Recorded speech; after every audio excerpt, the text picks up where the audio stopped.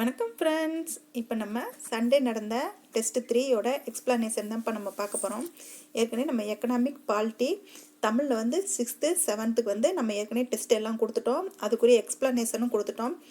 டெஸ்ட்டோட PDF வந்து நம்ம டெலகிராமில் கொடுத்துருந்தோம்ப்பா. ஆன்சர் எக்ஸ்ப்ளனேஷன் வந்து நம்ம யூடியூப்பில் கொடுக்குறோம். இது வந்து நம்ம ஃபுல்லாக இப்போ இருக்கிற நியூ சிலபஸ் மெத்தடில் தான்ப்பா நம்ம போய்கிட்டு இருக்கோம். இப்போ நம்ம 8th வந்துட்டோம். இப்போ உங்களுக்கு தெரியாமையே நீங்கள் இந்த டெஸ்ட் பிளானை நீங்கள் ஃபாலோ பண்ணிக்கிட்டு இருந்தீங்கன்னா நம்மளை அறியாமையே 6th முடிச்சிட்டோம், 7th முடிச்சிட்டோம், 8th முடிச்சிட்டோம். இந்த வாரம் நம்ம 9th வச்சுருக்கோம். நம்ம 9th நோக்கி போய்கிட்டு இருக்கோம். இது வந்து நமக்கு தெரியாமையே நம்ம ஏதோ அப்படியே டைம் பாஸுக்கு படித்த மாதிரி படித்து முடிச்சிட்டோம்ப்பா. அப்புறம் நம்ம கால்ஃபர் வந்தோன்னா ரிவிஷன் போகும்போது நமக்கு ரொம்ப எளிமையாக இருக்கும் படிக்கிறதும். அதே மாதிரி எக்ஸாமில் நமக்கு ஆன்சர் பண்ணுறதுக்கும் ரொம்ப ஈஸியாக இருக்கும். இப்போ வாங்க நம்ம டெஸ்ட் 3ல் என்னென்ன கொஸ்டின் இருக்குன்னு பார்க்கலாம். ஃபஸ்ட்டு பாருங்கள், பொறுத்துகை கொடுத்துருக்காங்க. விசும்பு அப்படின்னா வானம், மயக்கம்னா கலவை, இருதினைனா உயர்தினை அக்ரிணை, வளாமைனா தவறாமை. இப்போ உங்களுக்கு நிறைய பொறுத்துக கொஸ்டின் ஏன் கொடுக்குறோம் அப்படின்னா, இப்போ சொல்லும் பொருளும் இலக்கணத்துக்கு தான் வெயிட்டேஜ் வந்து அதிகம்.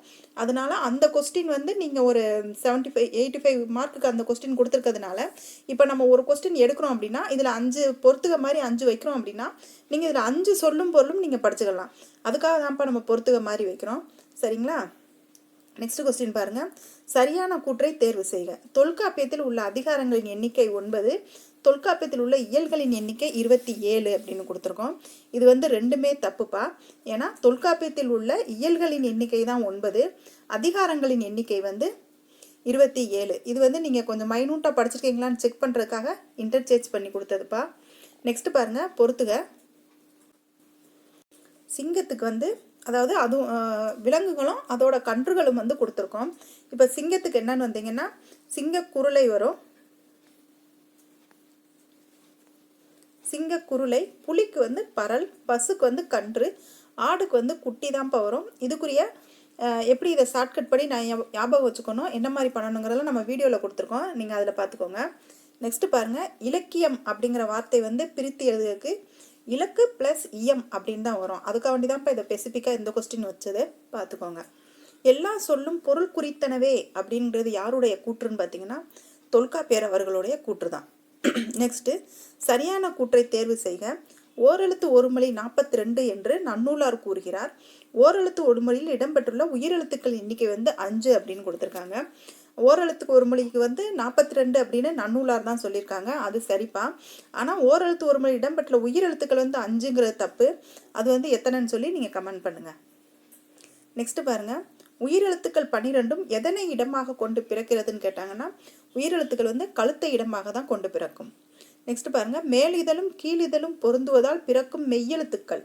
மேலிதழும் கீழ் உங்களுக்கு இதுக்கு சப்போஸ் நம்ம மேலிதழும் கீழிதழும் பொருந்துவதால் பிறக்கும் மெய்யெழுத்துக்கள் எதுன்னு உங்களுக்கு தெரியலைன்னு வச்சுக்கோங்க. சரி, படித்தது நமக்கு டக்குன்னு எக்ஸாம் ஹாலில் நமக்கு ஸ்ட்ரைக் ஆகலைன்னு வச்சுக்கோங்க.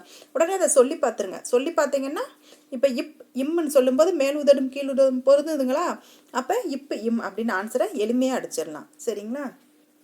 நெக்ஸ்ட்டு பாருங்கள், பொறுத்துக. அதாவது பறவைகளும் அதோட எப்படி சத்தம் போடும் அப்படிங்கிறத பொறுத்து பொறுத்துகையாக கொடுத்துருக்கோம்.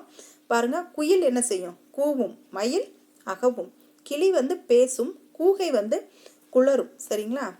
நெக்ஸ்ட் பாருங்கள், கடைச்சங்க காலத்தில் தமிழகத்தில் எழுதப்பட்ட எழுத்துக்கள் எவ்வாறு அழைக்கப்பட்டன? கடைச்சங்க காலம் அப்படின்னு வந்துட்டாவே அப்போ நம்ம என்ன மாதிரி எழுத்துக்கள் எழுதியிருந்தாங்கன்னா கண்ணெழுத்துக்கள் தான். நெக்ஸ்ட் பாருங்கள், காலத்தை வெளிப்படையாக காட்டாமல் பண்பினை மட்டும் குறிப்பாக உணர்த்தி வரும் வினையெச்சம். காலத்தை வந்து வெளிப்படையாக அது காட்டலை அப்படின்னாலே அது என்னன்னா குறிப்பு வினையெச்சம் தான். குற்றியலுகர வகைகளுள் 2 எழுத்துக்களை மட்டும் பெற்று வருவது, அதாவது 2 எழுத்து மட்டும் பெற்று என்ன வரும் அப்படின்னா அது நெடில்தொடர் குற்றியலுகரம். நெக்ஸ்ட் பாருங்க, கண்ணன் பாடம் படித்திலன் அப்படிங்கிறது எவ்வகை தொடர் அப்படின்னு கேட்டிருக்காங்க. படித்தான் அப்படிங்கிறது வந்து அவன் படிக்கிறது செய்யக்கூடிய செயலை குறிக்கும். படிக்கலைன்னா அவன் படிக்கலைங்கிற எதிர்மறையை குறிக்கும். அப்போ படித்திலன் அப்படிங்கிறது அவன் படிக்கலை அப்படிங்கிறது தான் அந்த மாதிரி சொல்கிறாங்க. அப்போ அது வந்து எதிர்மறை தொடர். நெக்ஸ்ட் பொறுத்துக பாருங்க, விண்ணம் அப்படின்னா சேதம், வாகுனா சரியாக, காலன்னா யமன், மெத்தனா மிகவும். அப்போ 4321 தான் ஆன்சராக வரும். நெக்ஸ்ட்டு, மிக பழமையான தமிழ் மொழி.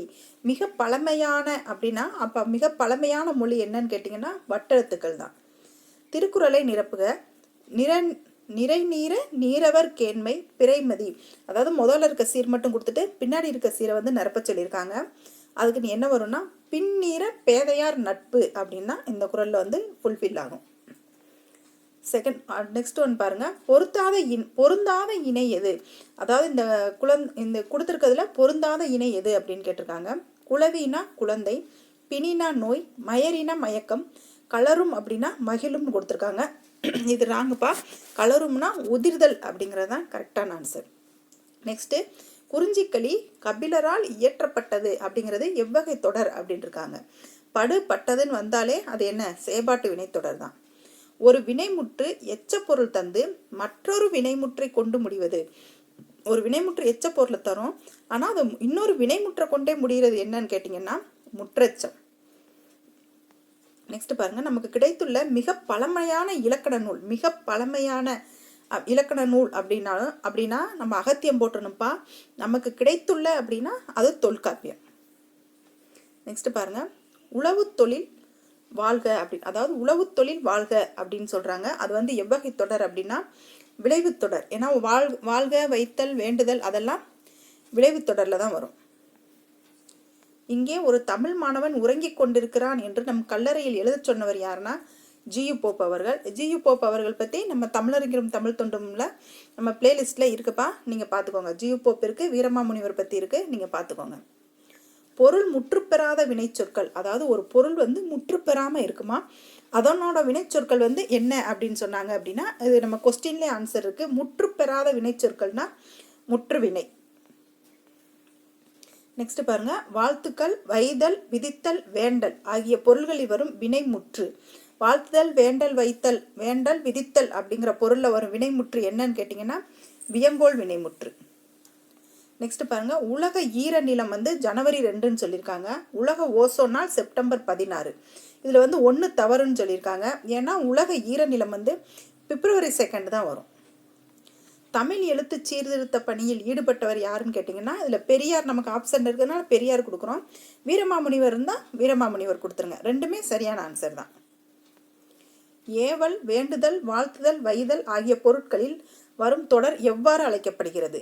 மேலே பார்த்தோம் இல்லையா, அதே தான் விளைவு தொடர். கரிகாலன் கல்லணையை கட்டினார். அதாவது ஒருத்தர் செய்கிற செயலை வந்து அப்படியே நேரடியாக சொல்கிறாங்க. அது வந்து எவ்வகை தொடர் அப்படின்னு பார்த்தீங்கன்னா ஒரு செய்தி தானே சொல்கிறாங்க. கரிகாலன் வந்து கல்லணையை கட்டினாங்க அப்படின்னு ஒரு நியூஸ் சொல்கிறாங்க. அப்போ அது செய்தி தொடர். நெக்ஸ்ட் பாருங்கள், கலைச்சொற்கள் கொடுத்துருக்கு. பழங்குடியினர் அப்படின்னா ட்ரைப்ஸ், சமவெளினா பிளைன், பள்ளத்தாக்குனா வேலி, புதர்னா திக்கல். சரிங்களா? நெக்ஸ்ட் பாருங்க, தமிழ் மொழியை எழுத 2 வகை எழுத்துக்கள் வழக்கில் இருந்தன என்பதற்கு சான்றாக திகழும் கல்வெட்டு எதுனா அரச்சலூர் கல்வெட்டு. இல்லறவியல் என்னும் இயல் திருக்குறளில் எந்த பகுதியில் இடம்பெற்றுள்ளதுன்னா இல்லறவியல்ங்கிறது அறத்துப்பாலில் தான் இருக்கும். அந்த எல்லாத்துக்குமே இயல் தெரிஞ்சு வச்சுக்கோங்கப்பா, அதுதான் நல்லது. அறத்துப்பாலில் 4, பொருட்பாலில் 3, இன்பத்துப்பாலில் 2. நீலகேசி கூறும் நோயின் வகைகள் எத்தனைன்னு கேட்டிங்கன்னா 3. நெக்ஸ்ட் பாருங்க, பொருந்தாதது எதுன்னு கேட்டிருக்காங்க. வயவேந்துனா வெற்றி வேந்தன் அப்படின்னு அர்த்தம். ஒன்றரைனா ஒலிம்பிக்க மலர் மாலை, மருகுனா அரச வீதி, மல்லல்னா சீர் குறைந்த இல்லை சீர் மிகுந்த. நெக்ஸ்ட் பாருங்க, உயிரொலினா வவ்வல், அகராதியில் அப்படின்னா லிக்சோகிராஃபி, ஒலி என்ன ஃபோனோமி, சித்திர எழுத்துனா பிக்டோகிராஃபி. சித்திரம்னா பிக்சர், ஒலினா சவுண்டு வரும் இல்லைங்களா, ஃபோன். அந்த மாதிரி ஞாபகம் வச்சுக்கோங்க. உயிரொலினா வவ்வல்ங்கிறது நமக்கு எல்லாத்துக்கும் தெரிஞ்சது தான். நெக்ஸ்ட்டு, தமிழ் அகராதி என்னும் அகரமுதலியை முதலில் வெளியிட்டவர். தமிழில் அகராதி அப்படிங்கிற ஒன்றை எழுதி முதலில் வெளியிட்டவர் யாருன்னா வீரமாமுனிவர். அந்த அகராதி என்னன்னு கேட்டிங்கன்னா சதுர அகராதி. சரிங்களா? நெக்ஸ்ட் பாருங்க, எச்சம் எத்தனை வகைப்படும்? எச்சம் வந்து 2 வகைப்படும். பெயரெச்சம், வினையெச்சம். 2 தான் எச்சம்.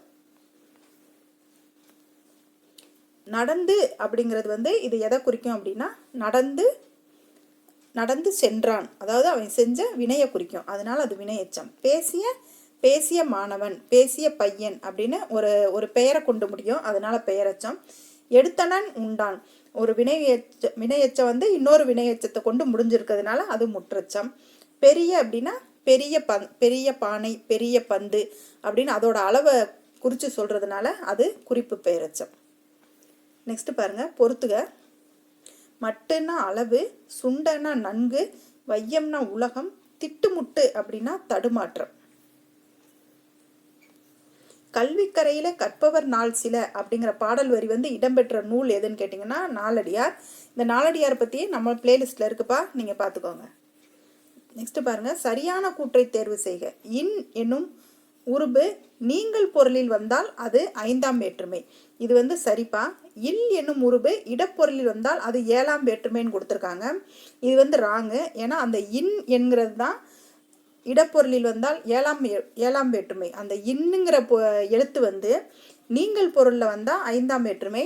இன் அப்படிங்கிற எழுத்து வந்து இடப்பொருளில் வந்ததுன்னா அது 7ஆம் வேற்றுமை. இது கரெக்டாக ஞாபகம் வச்சுக்கோங்க.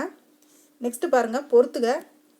அளந்தவர் அப்படின்னா வறியவர், செராமைனா வெறுக்காமை, நோன்றல் அப்படின்னா பொறுத்தல், போற்றார் அப்படின்னா பகைவர். எந்த பல்லவ மன்னன் காலத்தில் பரிவாதினி என்னும் வீணை வந்து வழக்கத்தில் இருந்ததாக கூறப்படுகிறது? அந்த பரிவாதினி அப்படிங்கிற வீணை வந்து எந்த மன்னனோட அரசவையில் வந்து இருந்துச்சு அப்படின்னு கேட்குறாங்க. அது வந்து மகேந்திரவர்மன், 1ஆம் மகேந்திரவர்மனோட காலத்தில் தான் இருந்திருக்கும். காலம் கறந்த பெயரச்சம் வினைத்தொகை அப்படின்னு குறிப்பிடுற நூல் எது அப்படின்னு கேட்குறாங்க. அதுனா நன்னூல் தான். சொற்களுள் இடையில் வேற்றுமை உருபுகளோ வினை பண்பு முதலியவற்றின் உருபுகளும் மறைந்து வருவது எவ்வாறு அழைக்கப்படுகிறதுங்கிறாங்க. மறைந்து வந்துச்சு அப்படின்னாலே அது பேரு தொகை தான். மறைஞ்சிச்சுனாலே அது தொகை. அப்போ தொகை நிலை தொடர். நெக்ஸ்ட் பாருங்க, தொகா நிலை தொடர் எத்தனை வகைப்படும் கேட்டிருக்காங்க. 9. தொகை நிலை வந்து 8. இது பொறுத்துக்க பாருங்க. பெயரச்ச தொடர் அப்படின்னா ஒரு பெயரை கொண்டு முடியணும். அப்போ பெயரச்ச தொடர்னா எழுதிய பாடல். வினையச்ச தொடர்னா பாடி முடித்தார். வினைமுற்று தொடர்னா வென்றான் சோழன், அந்த வினை வந்து முடிஞ்சிருச்சு. எழுவாய் தொடர்னா கார்குழலி படித்தார். கார்குழலிங்கிறது எழுவாய், படித்தார் அப்படிங்கிறது அவர் செய்கிற செயலை குறிக்குது. அதனால அந்த எழுவாய் செய்கிற செயலை குறிக்கிறதுனால அது எழுவாய் தொடர். விழித்தொடர் அப்படின்னா புலவரே வருக, வாழ்த்துதல் வைதல் வேண்டல் அந்த மாதிரி வர்றதுனால புலவரே வருக அப்படிங்கிறது விழித்தொடர். நெக்ஸ்ட் பாருங்க, கரூரை தமிழகத்தின் முதன்மையான உள்நாட்டு வணிக மையமாக குறிப்பிட்ட கிரேக்க அறிஞர். கரூர் தான் தமிழகத்திலே இருக்கிற முதன்மையான உள்நாட்டு வணிக மையம் அப்படின்னு சொன்னவங்க யாரு அப்படின்னா தாலமி அவர்கள் தான். நெக்ஸ்ட், நிலைமொழியின் இறுதி எழுத்து உயிரெழுத்தாக இருந்தால் அதனை எவ்வாறு அழைப்பர்னு சொல்றாங்க.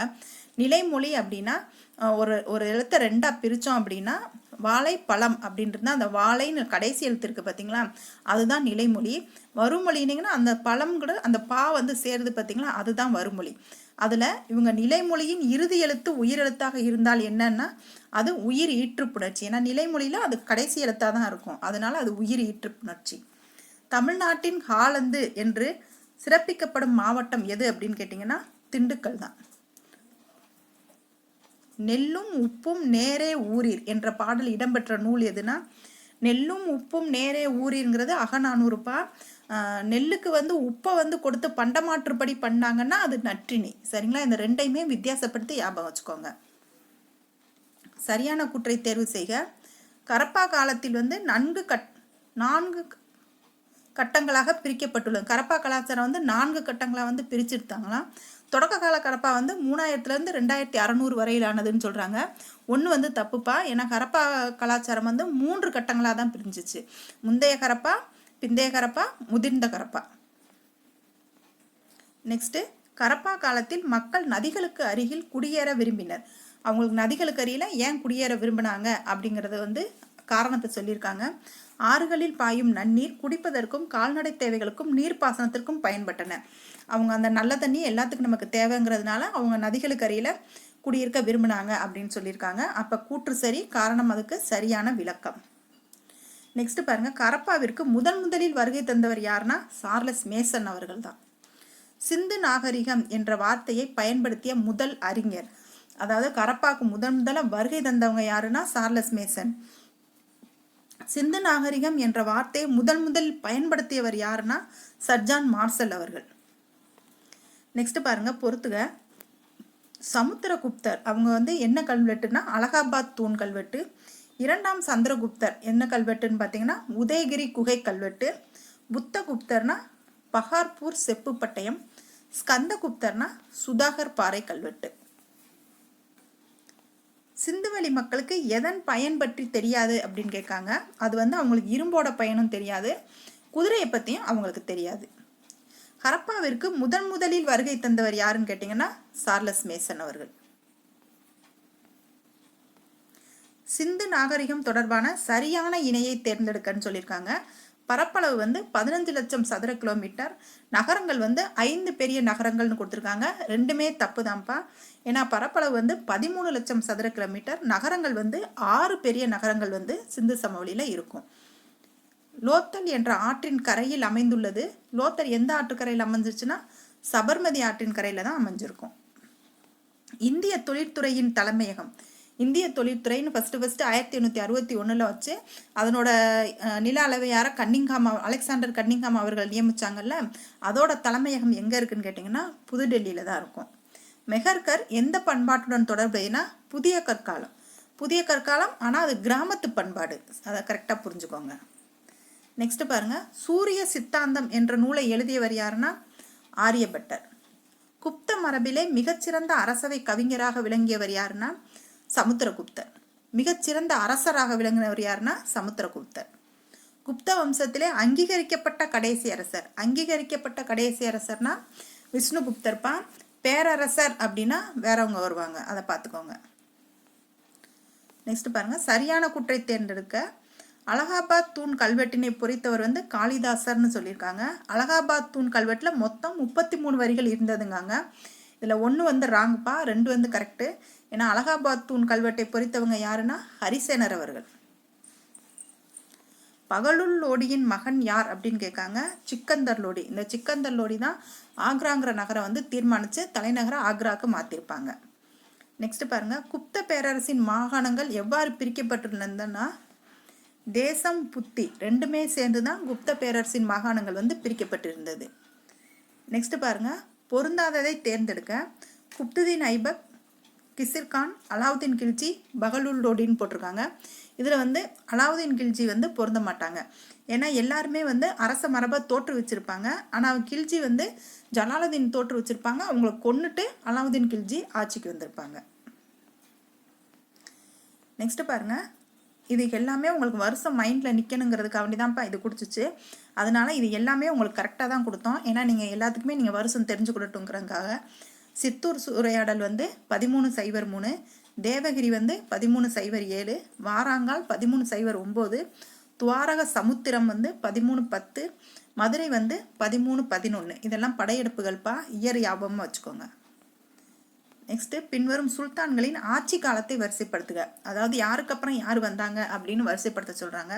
ஃபஸ்ட்டு குத்புதீன் ஐபக் அவர்கள், அப்புறம் இல்துமிஸ், அப்புறம் ரஷ்யா சுல்தானா, அதுக்கப்புறம் பால்பன். 4321. நெக்ஸ்ட் பாருங்கள், இந்த டெல்லி சுல்தானில் அவங்கவுங்க வருஷத்தை ஃபுல் பண்ண சொல்லியிருக்காங்க. இதை நீங்கள் ஒரே ஒரு ஆப்ஷன் தெரிஞ்சாவே நீங்கள் கரெக்டாக ஃபுல் பண்ணிடலாம். ஏன்னா சிக்கந்தர் லோடி அவர்கள் லோடி வம்சம் வந்ததுக்கு பிறகு என்ன வந்துச்சு, முகலாயர் வம்சம் வந்துச்சு. அப்போ அதுதான் கடைசி. அவங்க 1526 முதல் பானிபட் போர் வந்திருக்கும். அப்போ நம்ம முதல் பானிபட் போர் 1500னா இவங்க அதுக்கு முன்னாடி வந்திருப்பாங்க. அப்போ 1517. அப்போ சிக்கந்தர் லோடி 1489, 1517ன்னு நீங்கள் எடுத்தீங்கன்னாவே இந்த ஆப்ஷன் போட்டுடலாம். நெக்ஸ்ட், முகமது பின் துக்ளக் நம்ம ஏற்கனவே ஷார்ட்கட் சொல்லியிருந்தோம் 2551. அதையும் நீங்கள் பார்த்துக்கோங்க. கிசிர்கான் 14, 14, 11, 21. பிசுன்னு இருந்துச்சு அப்படின்னு பிசு கிசுன்னு 2 வரும் அப்படின்னு சொல்லியிருந்தோம். அது 14, 14, 14, 21. அலாவுதீன் கில்ஜி 1296, 1316. பால்பன் 88 வயசில் இறந்து போயிருப்பாங்க. 87ல். அந்த ஷார்ட்கட்லாம் ஞாபகம் இருந்துச்சுன்னா நீங்கள் எளிமையாக இந்த இதை நீங்கள் போட்டுடலாம்ப்பா. நம்ம வீடியோவை பாருங்கள், இது எல்லாத்துக்குமே உங்களுக்கு ஷார்ட்கட் சொல்லியிருப்போம். நெக்ஸ்ட்டு பாருங்கள், நாலந்தா பல்கலைக்கழகத்தை இடித்து தரைமட்டமாக்கியவர் யாருன்னா பக்தியார் கில்ஜி அவர்கள். இவங்க முகமது குப்தீன் ஐபக் இவங்களை நான் மேலே வடமேற்க போய் நான் போரிட்டுக்கிறேன், நீங்கள் போய் கீழே கங்கை சமவெளியில் போய் நீங்கள் போராடுங்க அப்படின்னு போரிட்டுட்டு வாங்கன்னு சொல்லி பக்தியார் கில்ஜி அனுப்பும்போது அவங்க அந்த நாலந்தா பல்கலைக்கழகத்தை இடித்து தரமட்டமாக்கியிருப்பாங்க. வீடியோவில் டீட்டெயிலாக சொல்லியிருப்போம்ப்பா, வீடியோ பாருங்கள். பின்வரும் எந்த பகுதி தைமூர் படையெடுப்பால் டெல்லிக்கு அடுத்ததாக அதிகம் பாதிப்புக்குள்ளாச்சுன்னா பஞ்சாப் தான். முஸ்லீம் அல்லாதவருக்கு சிஜியா வரியை நீக்கியவர் யாருன்னா அக்பர். நெக்ஸ்ட் பாருங்க, சூர் வம்சத்தை தோற்றுவித்தவர் வந்து ஷெர்ஷா. ஷெர்ஷாவின் பேரரசு 47 சர்க்காக்களாக பிரிக்கப்பட்டிருந்தது அப்படிங்கிறாங்க. ரெண்டுமே சரிதான். விவசாயம் சீர்குலைந்தால் அரசன் சீர்குலைவான் அப்படின்னு நம்பினது யாரு எந்த அரசர் அப்படின்னு கேட்டிங்கன்னா ஷெர்ஷா தான். ஷெர்ஷாவின் இயற்பெயர் என்னன்னா ஃபரீத் கான். எந்த முகலாய நில வருவாய் முறை ஆங்கிலேயரின் நில வருவாய் முறைக்கு முன்னோடியாக இருந்தது? முகலாயரோட நில வருவாய் முறை தான் ஆங்கிலேயர் வந்து முன்னோடியாக பயன்படுத்தியிருப்பாங்க. அது எந்த நில வருவாய் முறைங்காங்க? ஜப்தி முறை தான். நெக்ஸ்ட் ஒன், முகலாய நிர்வாகத்தை பற்றி அயனி அக்பர் விவரிக்கிறது அப்படிங்கிறாங்க. அக்பர் நாமா என்னும் நூல் அக்பரின் வாழ்க்கை வரலாற்றை பற்றி விவரிக்கிறதுங்கிறாங்க. ரெண்டுமே சரிதான். அயனி அக்பருங்கிறது அக்பரோட நிர்வாகத்தை பற்றி, முகலாயரோட நிர்வாகத்தை பற்றி கூறும். அக்பர் நாமாங்கிறது அக்பரோட வாழ்க்கை வரலாற்றை பற்றி சொல்லும். நெக்ஸ்ட் பாருங்க, புகையிலையும் மக்காச்சோளமும் எந்த நூற்றாண்டில் அறிமுகம் ஆயினா 17ஆம் நூற்றாண்டுல போர்த்துகீசியர் தான் கொண்டு வந்திருப்பாங்க. நெக்ஸ்ட், சர் இ அக்பர் அப்படிங்கிற நூலை வந்து எழுதுனது யாருன்னா தாரா சுகோ. நம் தாத்தாவை பத்தி பேரன் எழுதியிருப்பாப்ல. நெக்ஸ்ட், பாபர் தன் சுயசரிதையை துருக்கி மொழியில் எழுதினாருங்காங்க. ஷாஜகான் வந்து மயிலாசனத்தை உருவாக்கினார். ஷாஜகான் மயிலாசனத்தை உருவாக்கினது சரிதான்ப்பா. இதுல வந்து பாபர் தன் சுயசரிதை எதில் எழுதியிருப்பாங்கன்னா பாரசீக மொழியில எழுதியிருப்பாங்க. நெக்ஸ்ட், இந்த போர் பாருங்கப்பா. இந்த போர் எல்லா கொஸ்டின் பேப்பர்லையும் இருக்கும் கிட்டத்தட்ட. இப்போ வந்து போர்களை பற்றி கேட்குறது இல்லை அப்படிங்கிறதுனால இது கொஸ்டின்ல இல்லை. சப்போஸ் இந்த வருஷம் இருக்கிறதுக்கான வாய்ப்பு இருக்குது. இதை நீங்கள் கவனமாக பார்த்துக்கோங்க. ஃபஸ்ட்டு சௌசா போர் 1539, கன்னோசி போர் 1540. இந்த சௌசா போரும் கன்னோசி போர் இது ரெண்டுமே வந்து ஹுமாயூனோட தொடர்புடையது. இந்த கான்வா போர், இந்த காக்ரா போர் ரெண்டுமே வந்து பாபரோட தொடர்புடையது. கான்வா போர் 27, காக்ரா போர் 29. அதை கவனமாக பார்த்துக்கோங்க. ஆசிரியர் மாணவர்களுக்கிடையே கணினி அறிவு பெற செயல்படுத்தப்பட்ட செயலி எதுனா மணற்கேணி செயலி. கவர்மெண்ட் ஸ்கூலில் இருக்கிற டீச்சர்ஸ்க்கும் ஸ்டூடெண்ட்ஸ்க்கும் கணினி அறிவு மூலமாக இருக்கிற இடைவெளியை வந்து சரி பண்ணணுங்கிறதுக்காக இந்த செயலி வந்து தொடங்கியிருப்பாங்க. நெக்ஸ்ட், விண்வெளியில் டாக்கிங் தொழில்நுட்பம் அமைக்கும் நாடுகள் இந்தியா எத்தனையாவதுன்னா 4வது நாடு. அமெரிக்கா, ரஷ்யா, சீனா, அதுக்கப்புறம் நம்ம வந்து இந்தியா தான். சமுத்திரயான் திட்டம் கடலுக்கடியில் எத்தனை மீட்டர் ஆழம் வரை சென்று ஆய்வு செய்யும்னா 6000 கிலோமீட்டர் வரைக்கும் போய் ஆய்வு செய்யும். நெக்ஸ்ட் வந்து சம்முப்பா. இதை அடுத்த வீடியோவில் பார்க்கலாம். தேங்க்யூ.